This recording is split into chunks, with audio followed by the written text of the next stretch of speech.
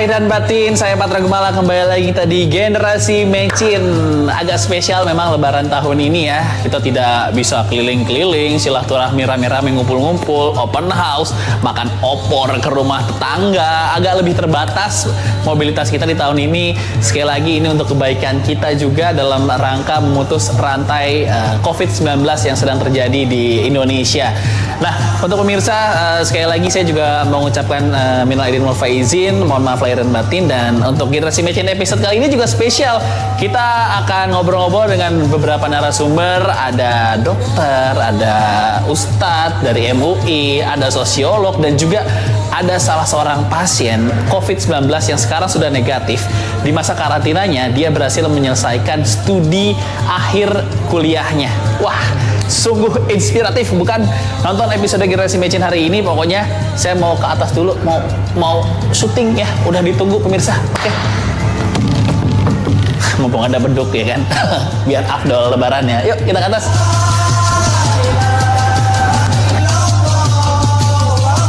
Saya sudah bersama narasumber saya yang pertama, sudah ada Ustadz Fahmi Salim selaku pengurus MUI Pusat. Ustadz, Assalamualaikum Ustadz Fahmi. Waalaikumsalam warahmatullahi wabarakatuh, Mas Banu. Minal aidin wal faizin dulu sebelumnya nih, Ustadz. Ya, taqabbalallahu minna minkum. Mudah-mudahan semua amal ibadah kita bulan Ramadan diterima Allah. Amin, amin ya rabbal alamin. Tapi kan memang ada yang berbeda di Lebaran tahun ini nih, Pak Ustadz. Ya, sebenarnya nggak ada yang berbeda. Ternyata kita sanggup kok tinggal 2 bulan di rumah. Oh, sanggup kok menahan.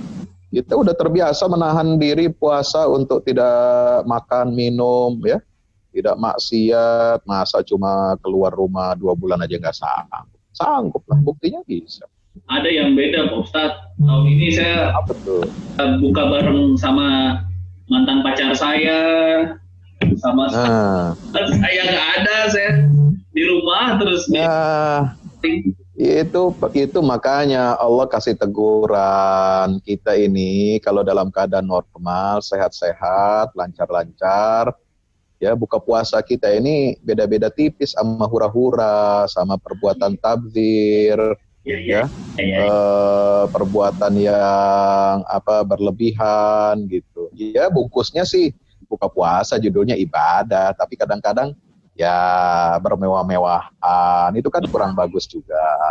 Kemudian mubazir ya. Betul. Biasanya memang apalagi kalau ada CLBK kan nggak boleh. Betul.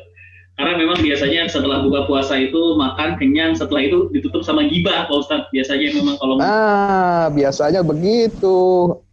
Iya, makanya sekarang alhamdulillah ngurangin dosa, hitung-hitung aja ngurangin dosa. Gitu. Iya, betul. Nah, ini lebar. Kita bawa asik aja. Iya, betul. Ramadan tahun ini memang ada kebiasaan yang diganti lah, bukan dirubah gitu.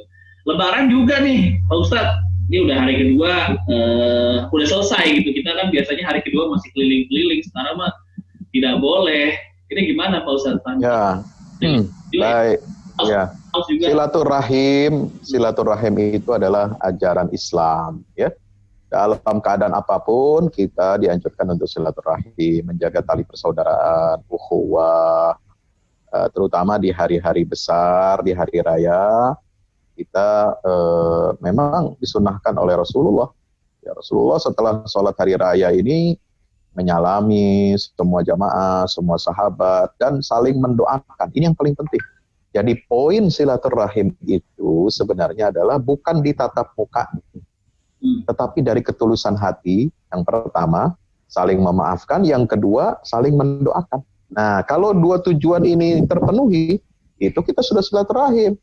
Nah, sementara kan pemahaman kita silaturahim ini harusnya tatap muka, ya kan, cipika-cipiki, rangkul-rangkulan, terus ya pura-pura nangis sedikit lah begitu ya.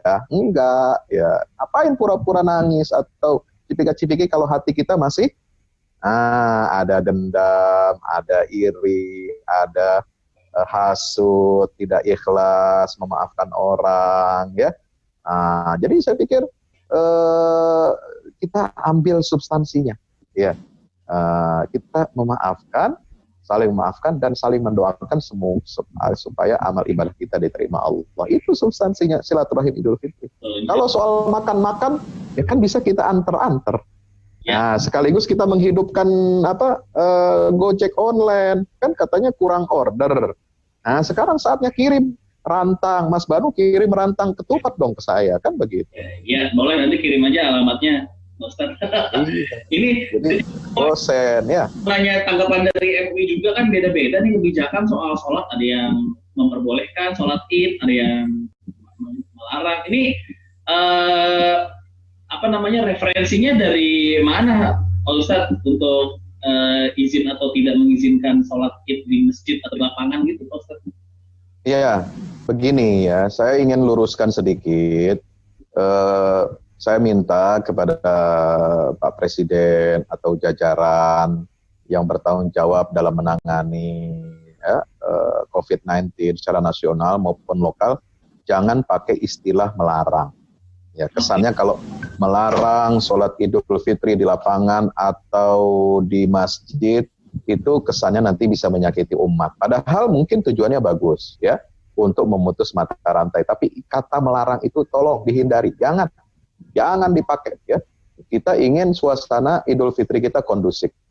Kita ingin jaga stabilitas bangsa negara kita ya, jangan sampai rusak. Apalagi ini kita sedang bersukacita Idul Fitri dan di tengah krisis ya, jangan nambah masalah baru. Kira-kira begitu.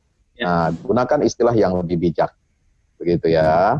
Nah, supaya apa? Umat Islam juga enak menjalankan Idul Fitri ini di tengah pandemi, sekaligus membuat hati kita ini kan umat Islam mayoritas, Mas.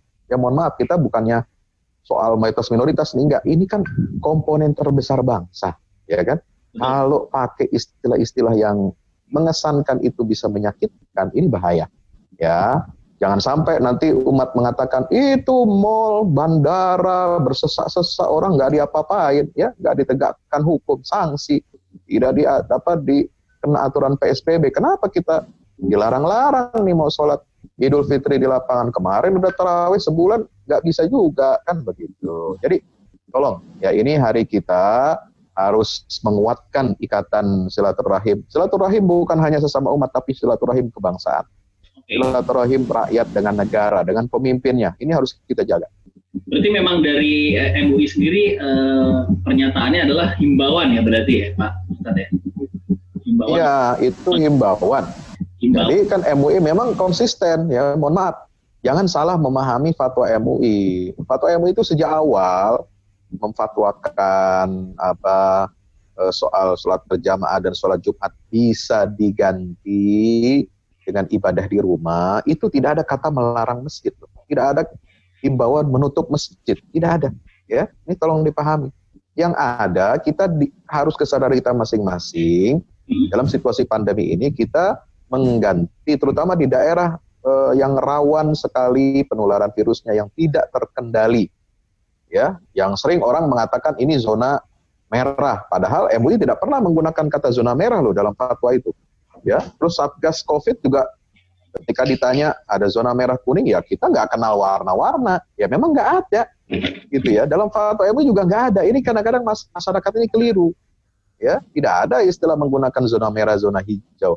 Yang ada MUI mengatakan kalau wilayah terkendali, ya masih bisa diperkenankan, ya. Tapi dengan protokol kesehatan yang ketat, itu harus catat. Jadi jangan seolah-olah di daerah yang tidak ada sama sekali kasus positif COVID-19 ini, lalu kemudian kita bebas berkumpul, bebas berjabat tangan, bebas cipika-cipiki, ya, bebas tidak cuci tangan dengan sabun, ya, protokol itu lalu kita langgar. Tidak, tetap itu ada potensinya, ya.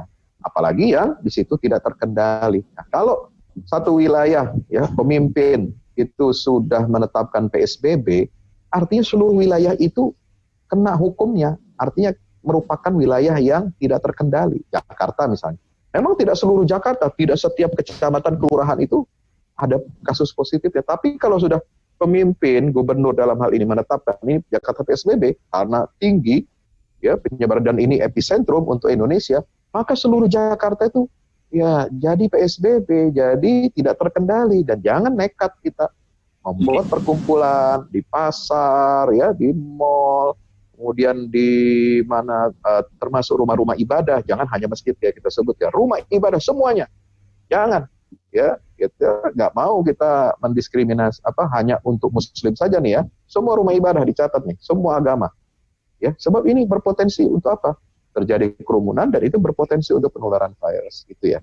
Oke, Pak Ustadz terakhir nih Pak Ustadz, konon kabarnya kita juga akan segera, konon ya, ini baru akan segera relaksasi juga yang daerah-daerah yang melakukan peraturan PSBB. Jadi beberapa pusat bisnis akan segera dibuka, perkantoran juga. Nah, menurut Pak Ustadz Fahmi, apakah ideal juga ketika pusat bisnis dibuka, tempat ibadah juga ikut dibuka, Pak Ustadz? Apakah ideal waktunya bersamaan? Ya, ini harus diputuskan secara tepat ya, secara tepat dan bijaksana ya. Mempertimbangkan aspek kesehatan betul ini. Sebab yang namanya COVID-19 corona ini kan ya nggak ada bedanya dengan virus flu Spanyol dulu tahun 1918 dan itu terjadi 2 tahun bergelombang. Ya ada serangan 1, 2, 3 itu selama 2 tahun. Baru setelah itu normal, baru kita bisa membentuk anti vaksinnya atau antibodinya begitu. Oke, siap. Ya, jadi ini tolong dianukan, tolong diwaspadai. Jangan sampai kita terjebak seolah-olah kalau sudah dilonggarkan berarti udah selesai nih COVID-19 total. Enggak ada cerita itu. Coba tanya deh ahli-ahli medis, ya para pakar kedokteran itu mengatakan yang namanya pandemi itu dia baru akan berakhir setelah beberapa gelombang dan itu paling cepat 2 tahun.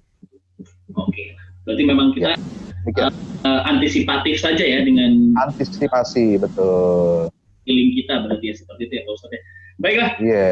Kami terima kasih untuk waktunya sekali lagi. Ya, mohon maaf ini sudah masuk telepon dari Jerman ini saya. Ya, saya harus pamit. Silakan dilanjutkan lagi kegiatannya sekali lagi. Ya, makasih. Selamat merayakan Hari Raya Idul Fitri. Mohon maaf lahir. Ya. Assalamualaikum Ustaz. Ya. Waalaikumsalam warahmatullahi wabarakatuh. Kita break dulu sebentar, jangan kemana-mana, tetap di Generasi Magic.